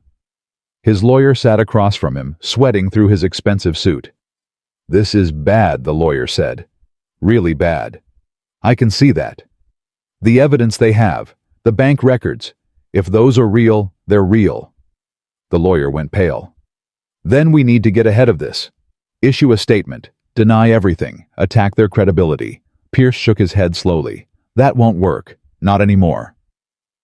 "Then what do we do?" Pierce stood up and walked to his window. The city spread out below him like a kingdom. His kingdom, built over 12 years of deals and favors and careful manipulation. And now a 9-year-old girl was trying to tear it all down. "We make her disappear." The lawyer's jaw dropped. "Excuse me. Not like that." Pierce turned around. "I mean, we discredit her, destroy her credibility, make people question everything she says. She's a child. She's a weapon. Wellington is using her to destroy me. So we turn it around. Make him the villain. Make her the victim of his manipulation." How Pierce smiled. But it wasn't a warm smile. It was the smile of a cornered animal about to bite. "I know things about Marcus Wellington that would make your hair stand up. Things he did before he got rich. Things he thought he'd buried." He picked up his phone. Time to start digging. Sunday morning at 7:23 a.m., Marcus got a call from his lawyer. "We have a problem." "What kind of problem?" Pierce is fighting back. "He's releasing information about your past." "What information?" There was a pause. "The lawsuit from 2008. The discrimination case." Marcus's blood went cold. That case was settled. The records were sealed. Someone unsealed them. "It's all over the news this morning." Marcus hung up and turned on the television. The headline hit him like a punch to the gut. "Billionaire behind community project faced discrimination lawsuit." The story was everywhere. In 2008, 3 employees had sued Marcus's company for racial discrimination. The case had been settled out of court for an undisclosed amount. All parties signed confidentiality agreements. Now those agreements meant nothing. Reporter after reporter questioned Marcus's motives. Was he really trying to help the community, or was he trying to repair his damaged reputation? Was the baseball field a genuine charity project or a PR stunt? By noon, the narrative had shifted. Robert Pierce wasn't the villain anymore. Marcus Wellington was. Maya found out about it from her grandmother. "Baby, you need to see this." Maya walked into the living room and looked at the television. Her heart sank. The same reporters who'd applauded her speech yesterday were now questioning everything. Marcus's motives, his character, his history, and by extension, her. "This doesn't change anything," Maya said firmly. "It changes everything." Evelyn's voice was heavy. "People don't care about the truth. They care about the story. And Pierce just gave them a better story, so we give them an even better one." How Maya thought for a moment. We stop letting other people tell our story. We tell it ourselves. She picked up her phone and called Marcus. He answered on the first ring. "Maya, I'm so sorry. I should have told you about the lawsuit. I don't care about the lawsuit. You don't? I care about winning, and we're not going to win by playing defense." Marcus was quiet. "What do you want to do?" "The city council," Maya said. "They're having an emergency meeting tomorrow night to discuss Pierce. I want to speak." "Maya, that's not how it works. You can't just show up and make it happen." Silence. "Please," Maya added. "I know you have connections. I know you can pull strings. This is the only chance we have." Marcus thought about it. The council meeting would be broadcast live. Every news station would be covering it. If Maya could speak directly to the council, directly to the public, it might be enough to turn the tide back in their favor. Or it might backfire completely. "Are you sure about this?" he asked. "I've never been more sure of anything in my life." Marcus made a decision. "I'll make some calls." Monday at 5:47 p.m. Maya Thompson walked into City Hall. The building was packed. Every seat in the gallery was taken. People stood along the walls and the aisles, crowded around the doors. News cameras lined the back of the room like soldiers preparing for battle.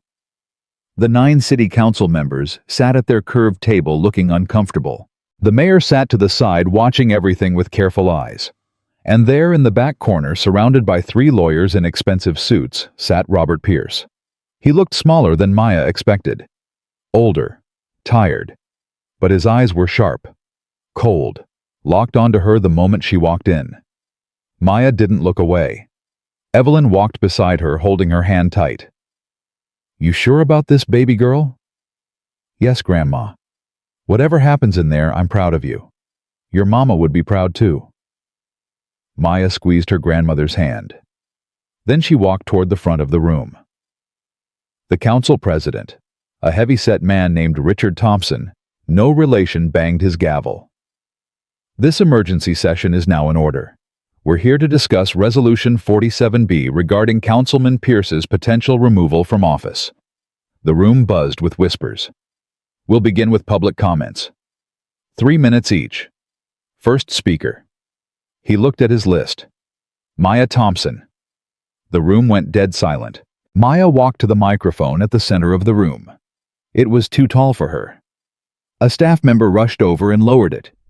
She looked out at the sea of faces.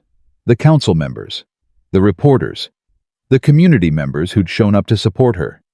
And Pierce, always Pierce, staring at her with those cold, cold eyes. She took a breath. "My name is Maya Thompson. I'm 9 years old. I live on Harper Street with my grandmother." Her voice was small at first, but it got stronger with every word. 3 months ago, I threw a ball from my window and saved a man's life. I didn't know he was a billionaire. I didn't know he was famous. I just knew someone was being hurt, and I had to do something. She paused. After that, Mr. Wellington wanted to give back to my neighborhood, so we built a baseball field. The first real baseball field our community has ever had. She looked at the council members. For 6 weeks, I watched kids who'd never played a sport learn to throw and catch and hit. I watched parents who'd been too busy working 3 jobs find time to come watch their children. I watched my neighborhood become a community. Her voice cracked slightly. Then someone destroyed it. Silence.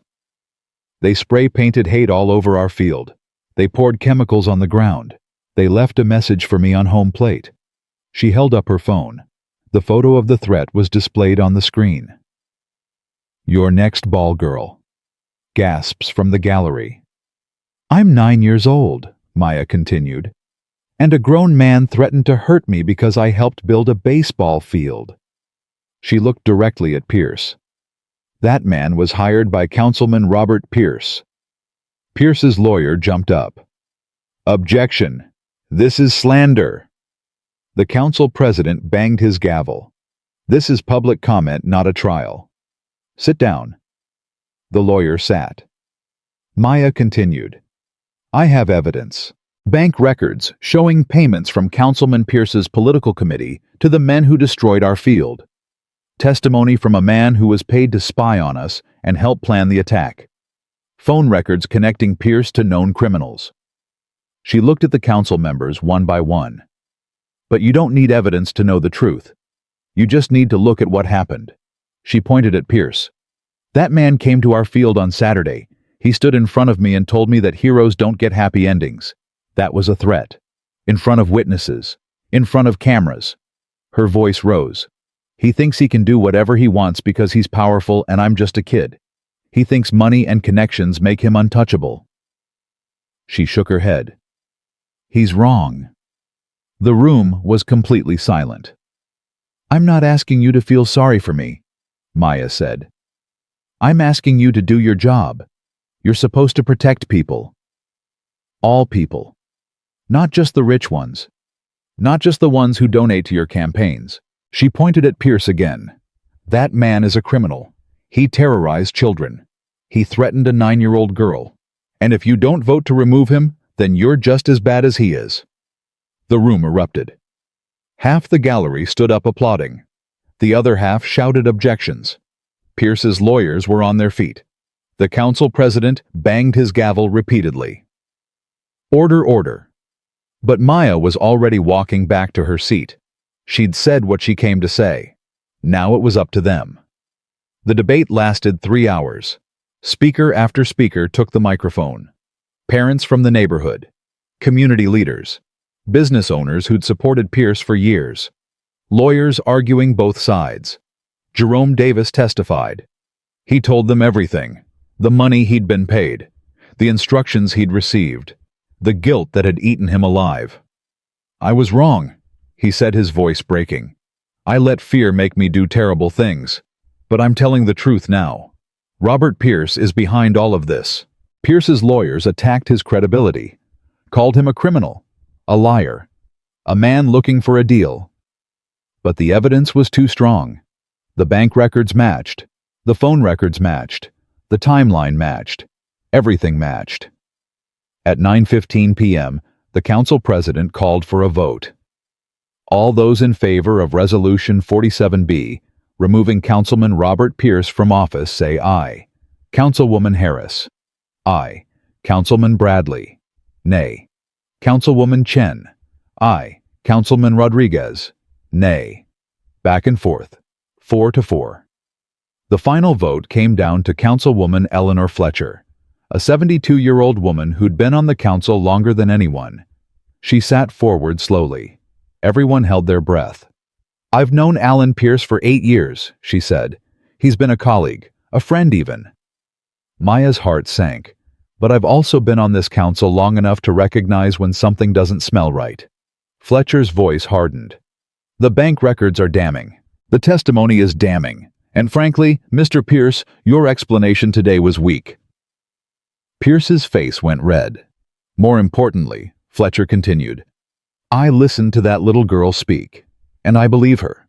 She looked at Maya. "I believe her because children don't usually lie about being scared. They don't make up stories about men with weapons threatening them." She turned back to Pierce. "So my vote is yes, remove him." The room exploded. 5-4. Pierce was finished. He jumped to his feet. "This is illegal. I'll sue. You'll pack your office." The council president interrupted. "You have 24 hours. Security, please escort Mr. Pierce out." 2 security guards approached. Pierce shrugged them off and stormed toward the exit. As he passed Maya's row, he stopped, leaned down. His breath was hot on her face. "This isn't over," he whispered. "You have no idea what you've started. I have friends. Powerful friends. And they don't forget." Evelyn stood up fast. "You threatening my grandbaby in front of all these witnesses?" Pierce smiled. "I'm stating facts. Then state this fact." Marcus appeared beside Evelyn. "You just lost everything because you underestimated a 9-year-old girl. How's that feel?" Pierce's smile flickered. For a second, Maya thought he might swing at Marcus. But then the cameras turned toward them. Pierce remembered where he was. He straightened his tie, forced his face neutral. "Enjoy your victory," he said quietly. "It won't last." He walked out of City Hall. The doors slammed behind him. And Maya Thompson, 9 years old from Harper Street on the South Side, had just taken down one of the most powerful men in Chicago. The celebration started immediately. People swarmed Maya, hugging her, shaking her hand, taking pictures.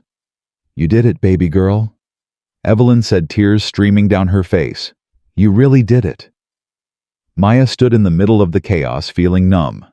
She'd won. They'd won. But Pierce's words kept echoing in her head.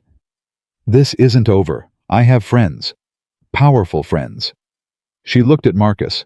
He was smiling, laughing, accepting congratulations from everyone around him. But his eyes told a different story.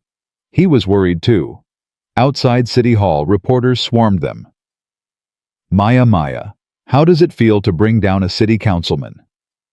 "Maya, what's next for the baseball field?" "Maya, are you scared of retaliation?" Maya ignored them all. She just wanted to go home. Evelyn put her arm around her and pushed through the crowd. "That's enough for tonight. My grandbaby needs rest." They got into Marcus's car. The driver pulled away from City Hall. Maya watched the building disappear through the back window. "You okay?" Marcus asked. Maya didn't answer right away. "He said it's not over," she finally said. "I know. He said he has powerful friends." "I know. What if he's right? What if this was just the beginning?" Marcus was quiet for a long moment. "Then maybe we need to be ready for whatever comes next." Maya looked down at her hands, the same hands that had thrown a ball 3 months ago and started all of this. "I'm tired," she said quietly. "I'm tired of fighting." Evelyn pulled her close. "I know, baby. I know." But Maya already knew the truth. There would be no rest. Pierce was gone, but his friends were still out there, and they would come for her. Sooner or later. They always did. At 11:47 p.m., Maya lay in her bed staring at the ceiling. She should have been happy, should have been celebrating, but all she felt was empty. Her phone buzzed, a text from an unknown number. "You think you won? This is just the beginning. We know where you live. We know where your grandmother works. We know everything about you. Sleep tight, ball girl." Maya's blood went cold. She showed the message to her grandmother. Evelyn's face went pale. "We need to call the police." "The police can't protect us," Maya said. "Not from people like this." "Then what do we do?" Maya looked out her window at the dark streets below, the same streets where she'd thrown a ball and saved a stranger's life. The same streets that had shaped her into who she was. "We fight," she said, "like we always do." But even as she said the words, doubt crept into her heart. Because for the first time since this all started, Maya Thompson was truly afraid. Not of Pierce, not of his friends, but of what she might have to become to survive. And somewhere across the city, in a dark office with no windows, 3 men sat around a table. Pierce's friends, the ones he'd warned Maya about. One of them held up a phone showing the news coverage of Pierce's removal. "The girl is a problem," he said. The second man nodded. "An example needs to be made." The third man, older than the others with gray hair and dead eyes, spoke for the first time. "Then let's make one." He stood up. "Find out everything about her, her grandmother, her friends, her school, every weakness, every vulnerability." He walked to the window. "Robert made the mistake of underestimating her. We won't make the same mistake." He turned around. "When we move hard, fast, final." He smiled. "And when we're done, no one will ever challenge us again." The meeting ended. The men disappeared into the night, and Maya Thompson's victory celebration was about to become a nightmare. The threatening texts didn't stop. Every night for a week, Maya's phone buzzed with messages from unknown numbers. Different numbers each time, impossible to trace. "We're watching you. Your grandmother leaves for work at 6:15 a.m. You walk to school alone on Tuesdays. We know everything." Maya stopped sleeping. Dark circles formed under her eyes. She jumped at every sound, checked every shadow. Evelyn wanted to go to the police and tell them what Maya asked. That someone's texting me. They can't do anything. They won't do anything. Then we leave. Move somewhere safe.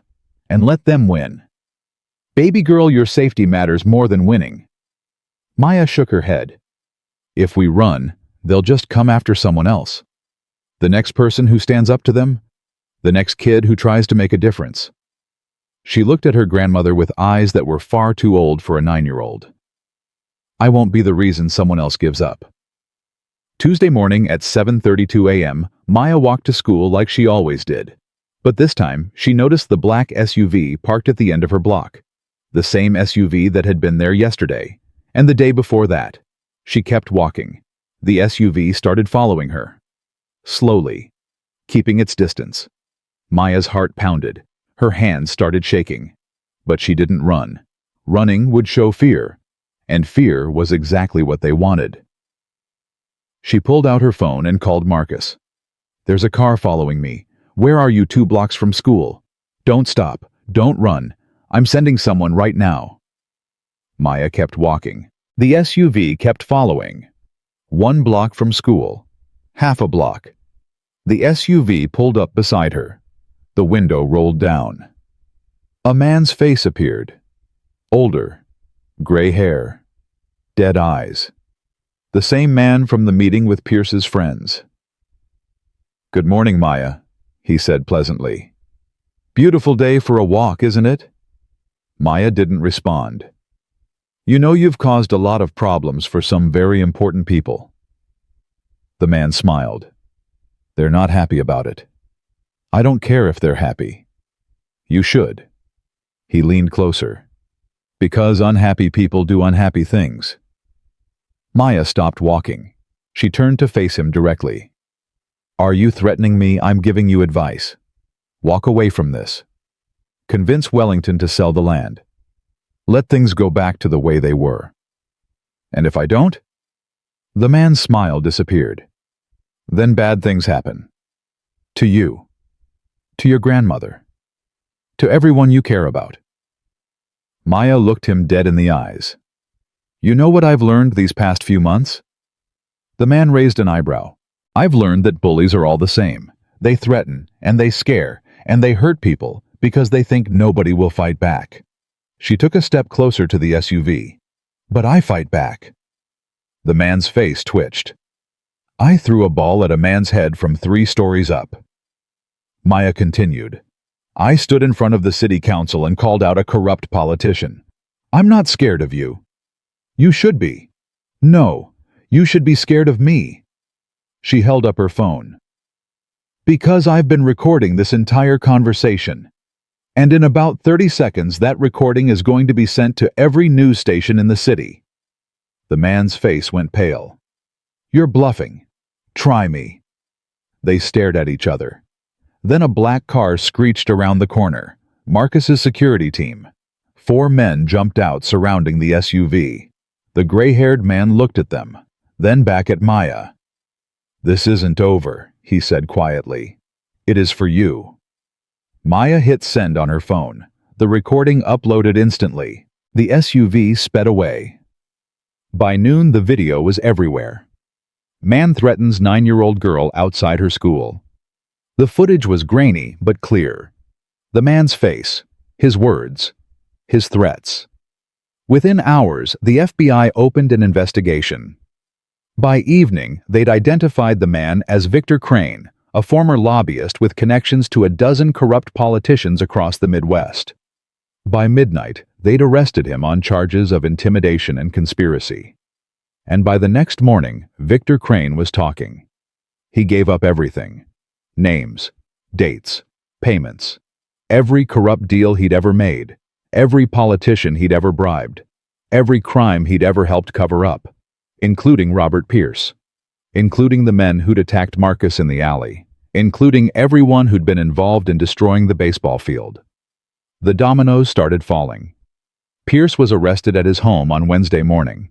The news cameras were there to capture every moment. Him in handcuffs. His wife crying. His lawyers scrambling. The 3 men who'd attacked Marcus were picked up that afternoon. DNA evidence from Maya's ball matched all 3 of them. By Friday, 12 people had been arrested. By Sunday, the investigation had expanded to include corruption in 3 other cities. And at the center of it all was Maya Thompson, the 9-year-old girl who'd started it all with a rubber ball. 2 weeks later, the field reopened.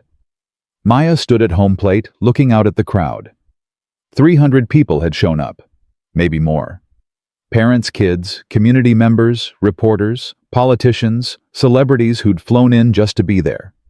The field looked better than before. Fresh dirt, perfect grass, new lights that turned the whole place bright as day, and above the dugout, a sign that hadn't been there before. The Maya Thompson Field. One throw can change everything. Maya stared at the sign. She couldn't breathe. Marcus walked up beside her. Surprise, he said quietly. I didn't ask for this. I know, but you deserve it. Maya shook her head. This isn't about me. It's about the kids, the community, the neighborhood. And you're the reason any of it exists. Marcus put a hand on her shoulder. You're the reason I'm still alive. You're the reason Pierce is in prison. You're the reason hundreds of corrupt people are facing justice right now. He turned her to face him. You changed everything, Maya. Accept it. Maya looked back at the sign, then at the crowd, then at her grandmother standing in the front row with tears streaming down her face. Okay, she said quietly. Okay. The ceremony began. The mayor spoke. Marcus spoke. Community leaders spoke. Even Jerome, who'd been given immunity in exchange for his testimony, stood up and apologized publicly for what he'd done. I was wrong, he said, his voice shaking.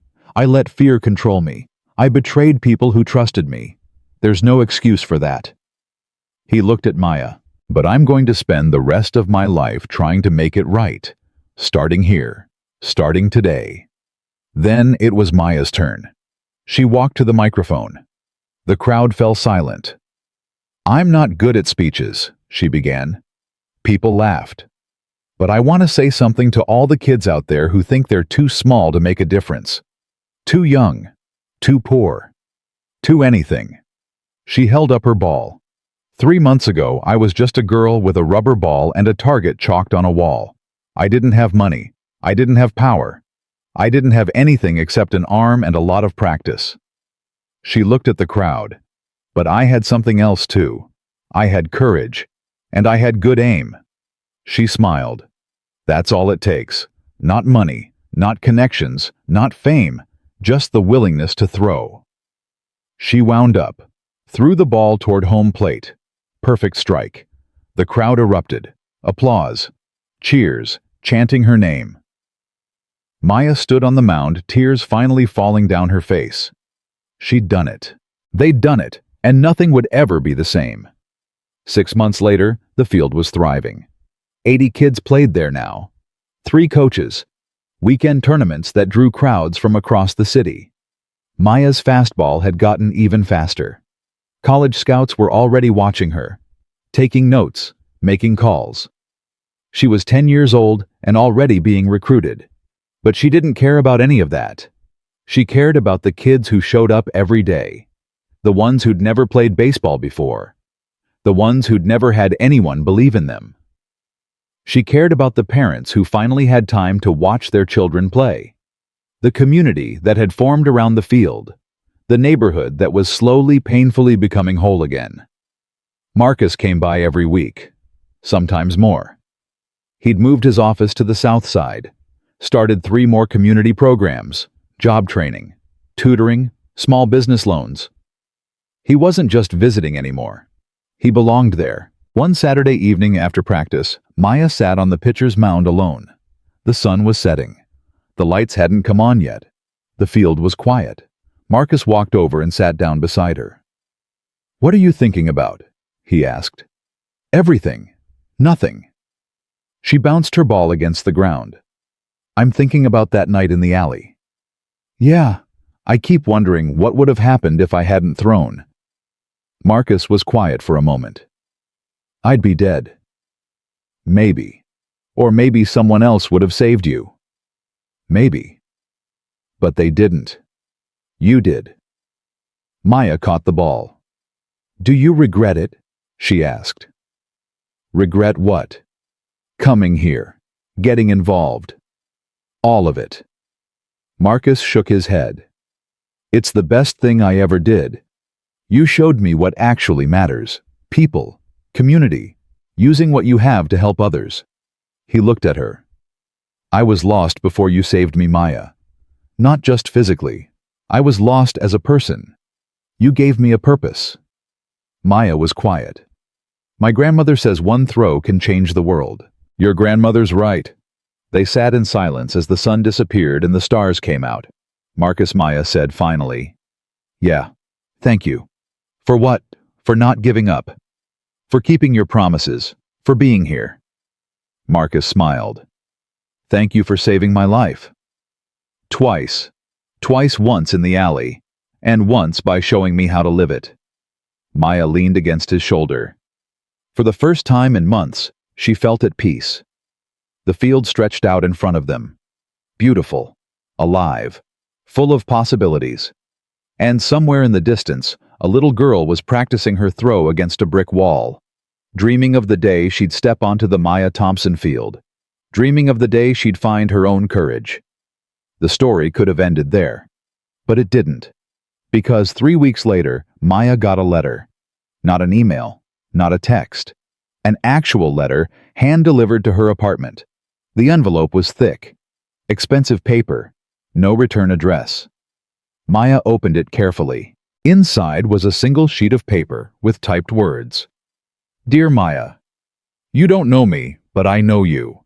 I've been watching your story unfold for months. The courage you've shown. The enemies you've defeated. The change you've created. I want to offer you an opportunity. There are other neighborhoods like yours. Other communities being destroyed by corrupt people. Other children who need someone to fight for them. I have resources, connections, the ability to make things happen. But I need someone like you, someone brave, someone who refuses to back down. If you're interested, meet me at the address below on Friday at 4 p.m. Come alone. This could be the beginning of something bigger than you ever imagined. Or you could throw this letter away and go back to your normal life. The choice is yours." Maya read the letter 3 times. Her hands were shaking. She showed it to her grandmother. Evelyn's face went pale. "Absolutely not. This could be a trap. Another enemy. Someone trying to hurt you. Or it could be real. Baby girl, you've done enough. You've changed your neighborhood. You've put criminals in prison. You don't need to save the whole world." Maya looked out the window. "What if I want to?" Evelyn grabbed her shoulders.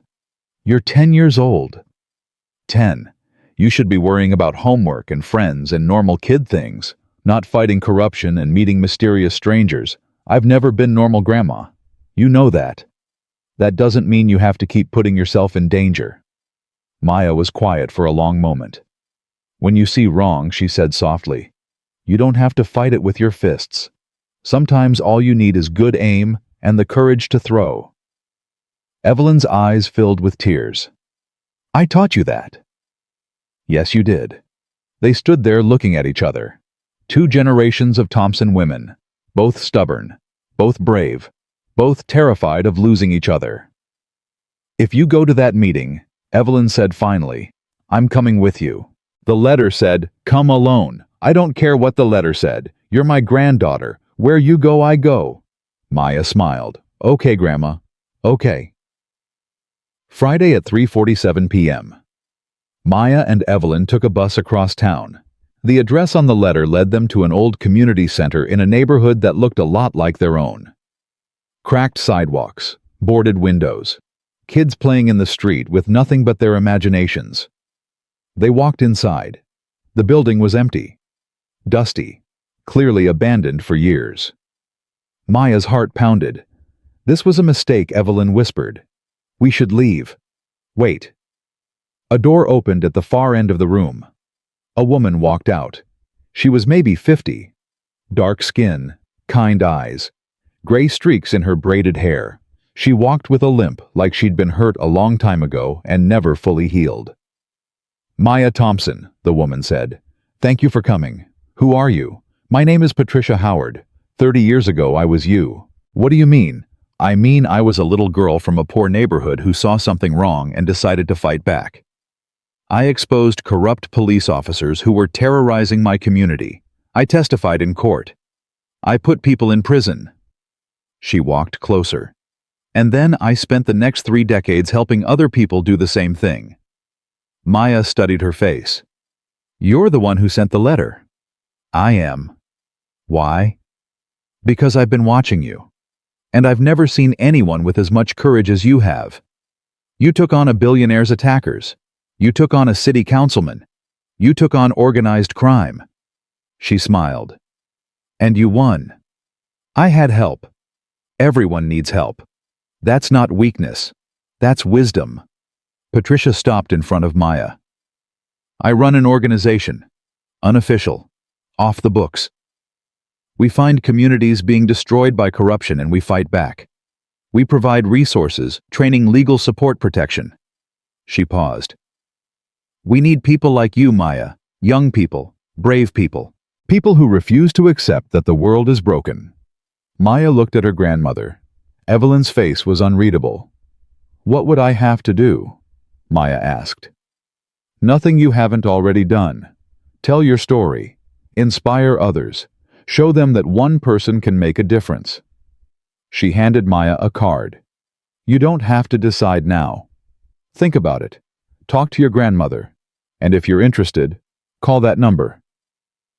Maya took the card. What if I say no? Then you say no. And you go back to your life. No hard feelings. Patricia turned to leave. But Maya stopped her. Wait. Patricia turned back. Why me? Maya asked. Why not someone older? Someone with more experience? Patricia smiled. Because you're not corrupted yet. You haven't learned to compromise. You haven't learned to look the other way. She walked back toward Maya. Most people lose their courage as they get older.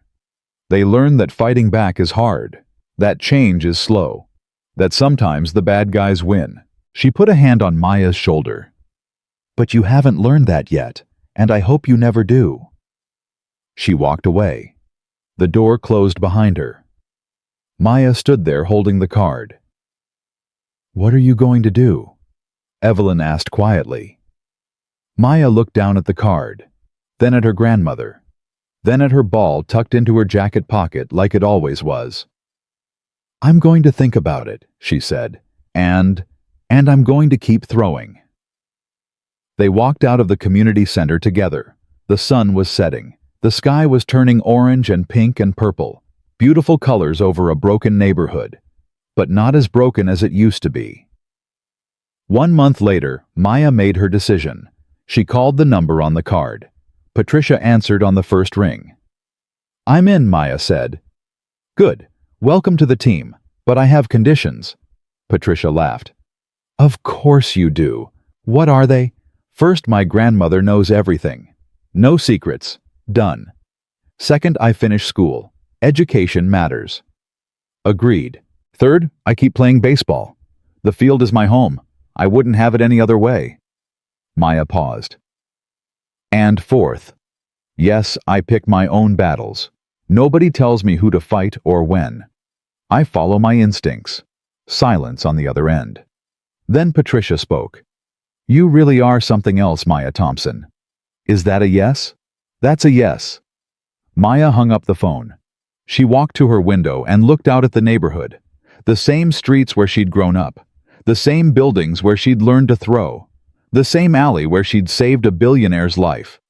Everything had changed, and everything was still the same. She picked up her ball, felt its weight in her hand, remembered all the throws that had led her here.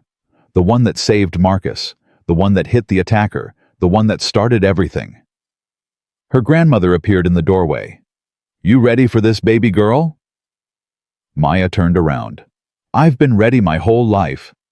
Evelyn walked over and hugged her tight. Your mama would be so proud of you. So proud. I know, Grandma, I know. They stood there together, grandmother and granddaughter. Two Thompson women against the world. Maya pulled back and smiled. Let's go change some lives. They walked out of the apartment together, down 3 flights of stairs, out onto the street where everything had begun. And Maya Thompson, the girl who'd thrown a ball and changed everything, walked toward her future. Not because she had to, because she wanted to, because that's what heroes do. The field still stands today. Every weekend, kids from all over the city come to play on the Maya Thompson field. They learn to throw and catch and hit. They learn to work together. They learn that they matter. Marcus Wellington never left the South Side. He built 6 more community centers, started a foundation in Maya's name, gave away half his fortune to neighborhoods like hers. He found his purpose, and he never forgot who gave it to him. Jerome Davis served his time. When he got out, he went back to coaching. Little League in another state, trying to make amends, trying to be the man he should have been all along. Robert Pierce died in prison 3 years into his sentence. Heart attack. Some said it was karma. Others said it was just life. Nobody mourned him. Patricia Howard's organization grew. Dozens of neighborhoods, hundreds of volunteers, thousands of lives changed. And at the center of it all was Maya. She graduated high school at 17, full scholarship to any college she wanted, chose to stay close to home, chose to keep fighting. She's 23 now, still throwing, still fighting, still refusing to back down.